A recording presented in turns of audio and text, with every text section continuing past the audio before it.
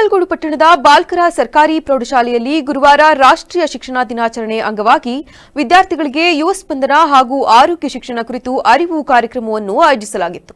ಐಜಿಡಿ institute for global development, ITC Aashirvaad smart India ಮತ್ತು ತಾಲೂಕು ಆರೋಗ್ಯಾಧಿಕಾರಿಗಳ ಕಚೇರಿಯ ಸಹಯೋಗದಲ್ಲಿ ಈ ಕಾರ್ಯಕ್ರಮ ನಡೆಯಿತು.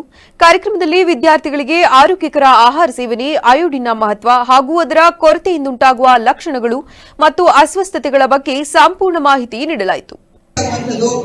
ಆಮೇಲೆ weight gain ಆಗೋದು, ನಿಮಗೆ ತೂಕ ಜಾಸ್ತಿ ಆಗೋದು. ಕೆಲವರು ಮಕ್ಕಳೆಲ್ಲ ಸಣ್ಣ ಏಜ್ ಅಲ್ಲಿ ದಪ್ಪ ಇರ್ತಾರೆ.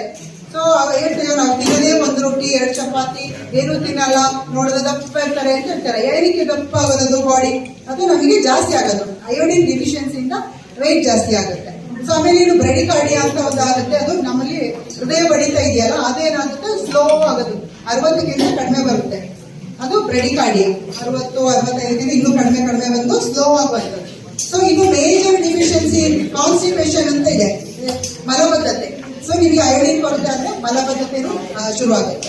ಸೊ ಇನ್ನು ಮೇಜರ್ ಪ್ರಾಬ್ಲಮ್ ಅಂದ್ರೆ ಅಯೋಡಿನ್ ಡೆಫಿಷಿಯನ್ಸಿ ಮುಖ್ಯ ಕೆಲಸ ನಮ್ಮ ಶರೀರದಲ್ಲಿ ಥೈರಾಕ್ಸಿನ್ ಹಾರ್ಮೋನ್ ಉತ್ಪತ್ತಿ ಮಾಡಲಿಕ್ಕೆ, ಥೈರಾಯ್ಡ್ ಗ್ಲ್ಯಾಂಡಿಗೆ ಥೈರಾಕ್ಸಿನ್ ಹಾರ್ಮೋನ್ ಉತ್ಪತ್ತಿ ಮಾಡಲಿಕ್ಕೆ ಅದು ತುಂಬಾ ಅವಶ್ಯಕತೆ ಇರುವಂತದ್ದು.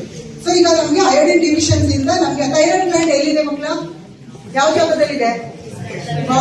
ಈ ಸಂದರ್ಭದಲ್ಲಿ ಪ್ರೌಢಶಾಲಾ ವಿಭಾಗದ ಮುಖ್ಯ ಶಿಕ್ಷಕ ರಾಜೇಂದ್ರ, ಹಿರಿಯ ಆರೋಗ್ಯ ನಿರೀಕ್ಷಣಾಧಿಕಾರಿ ಮೋಹನ್, ಎಲ್ಎಚ್ವಿ ಲೀನಾ ಸೇರಿದಂತೆ ಮತ್ತಿತರರು ಉಪಸ್ಥಿತರಿದ್ದರು.